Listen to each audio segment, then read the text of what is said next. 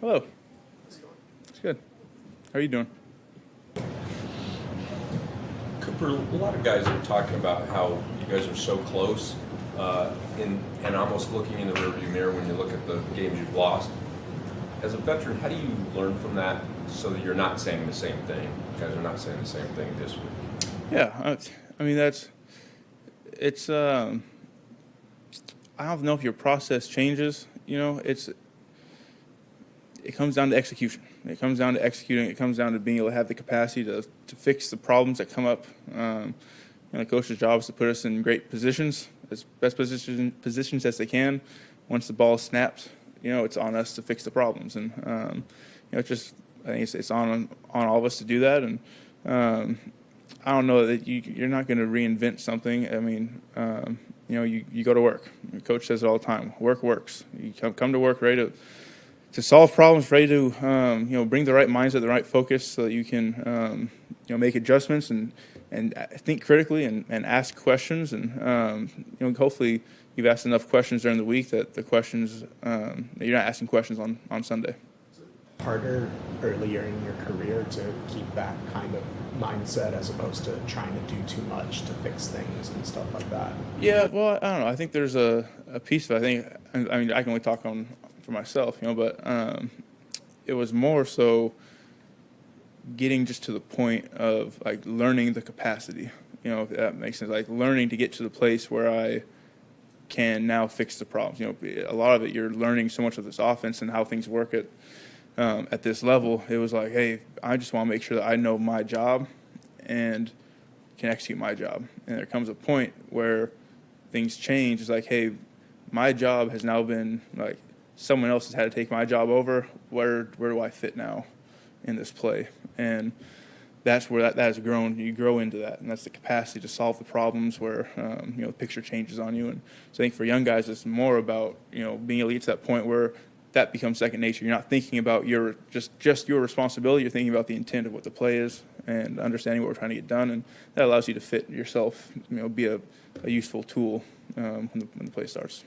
I asked Matthew about this yesterday as well, but we talk all the time, we ask you guys all the time about like halftime adjustments, things like that. But what about in-game stuff? What is that process like? And we've heard a lot and talked a lot with you guys about complementary football through four quarters. Do you feel that adjusting in-game situational stuff, not in the locker room, is happening at what you'd expect it to be? Yeah, and I think there's been times where adjustments during the games can be a lot of different things. It can be literally, hey, we've run this play before. Like, I know it wasn't practice this week, but we've run this before. This is something we want to activate based on what we're seeing. There's times that it's, hey, the adjustment is, hey, let's get back to some of the more simple things that have been in our game plan, that we want to be able to get to. So the adjustment is not even this. There's so many ways that can go, and there's been times where at the end of the day, I think it has come down to the execution of it and being able to make sure that you get your job done and you're being the guy across from you, and it's gonna be different every week. Like I said, it's times where feels like there's some stuff here we need to review that it's going to come up, and other times like, hey, we've run this during practice, get back to our stuff and just make it happen. Do you have any recollections of the first time you played the Cowboys at Dallas Yeah. back in 2017, and what do you remember about that game? What do I remember about that game? I remember Todd catching a really long seam route down the right side. Josh Reynolds had a huge block. Would have been probably illegal. But I remember that a huge play. I remember, a few different plays from that able to make a few plays here and there. But I remember it was a good day. This is probably an elementary question, but Matthew also said that there's this understanding that people, when they're defensively game planning you guys, they're very aware of who Sean is at this point in terms of like what he's accomplished, the players that he has, all of that.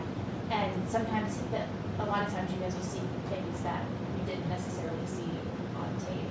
What is your experience with that over the years? And I understand that's league-wide that happens, but specifically in your experience. Yeah, you're saying just with game planning against knowing who Sean is? Yeah. Is that what you're saying? Well, and also like you guys in general, what you're capable of as an offense. I mean, he alluded a couple times. There's a couple times this year you guys have seen things that didn't necessarily show up on tape before. Yeah, and I do think that's a part of football. You know, I don't think it does happen. I don't think it's so far out of the realm. Like, hey, this is kind of something.